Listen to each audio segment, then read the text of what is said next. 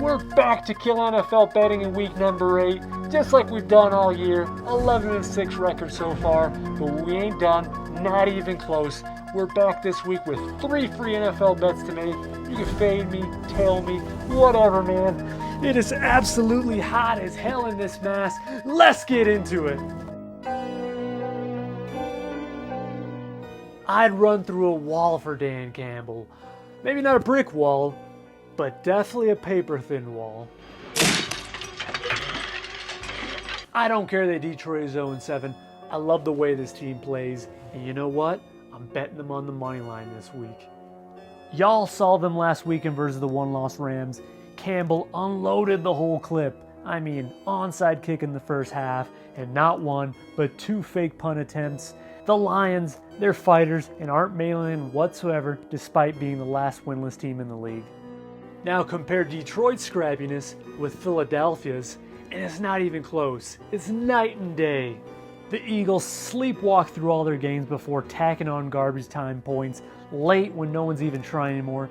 Shout out Jalen Hurts though, at least you're racking up fantasy points against prevent defenses. And unlike the Lions, the Eagles aren't even playing teams competitively whatsoever. Look, the less risky bet here would be Lions to cover the spread, which is only 3 points. But like Dan Campbell, I'm a nut up and I'm gonna just go for it. Call up your bookie and lay one on the money line.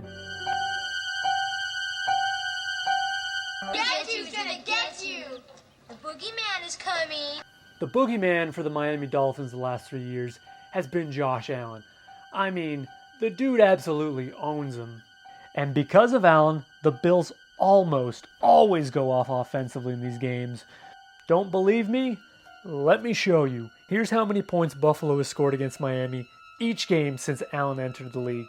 The average point total is 35.5 per game, which covers 60% of this total.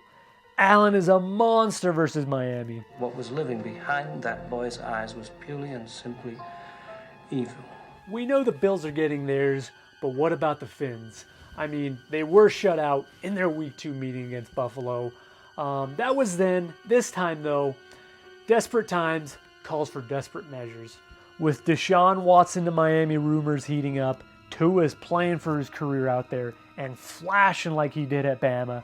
As a tortured Dolphins fan, I've watched every start of his career, and the last 2 have been his best, by far. Here's Tua's combined stat line in those 2 games. 6 touchdowns, 620 yards thrown, and a completion percentage of 74. Both Allen and Tua are going to show out on Sunday. They're going to get spooky, and collectively, they'll push this game over 49.5 points scored. Do as I say! Hurry! I cannot understand how Tennessee is only getting 1 point this week. I'll kill you if this is a joke.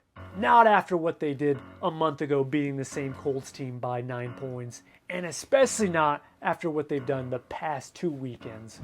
First, they beat Buffalo, the runaway best team in the AFC according to most. Then, they shellacked the former AFC Kings, the Chiefs. In that game, they somehow held Patrick Mahomes to a passer rating of 62.3, the worst of his brilliant career. That's 2 statement wins back to back. And now Tennessee gets a matchup versus a Colts team with a very banged up secondary. The starting safety is done for the year. Both the starting corners are banged up, and one of them, Rock Ya-Sin, might even be out completely. Yes, I know, that's a great name. Totally. Anyway, Jimmy G couldn't take advantage of that depleted secondary last week, which admittedly was one of my wrong bets, I'll be up front. But I believe Ryan Tannehill will exploit it, and I'm taking the Titans to cover, y'all. I have a feeling that you're way off on this. You have the wrong feeling. You're not doing very much to prove me wrong. What more do you need? Like I said at the start of the show, I'm 11-6 on the season so far. Don't doubt me, don't doubt Michael Meyers, and don't doubt the boogeyman. Let's get this money, y'all. I hope all y'all have a great Halloween. Get spooky lit.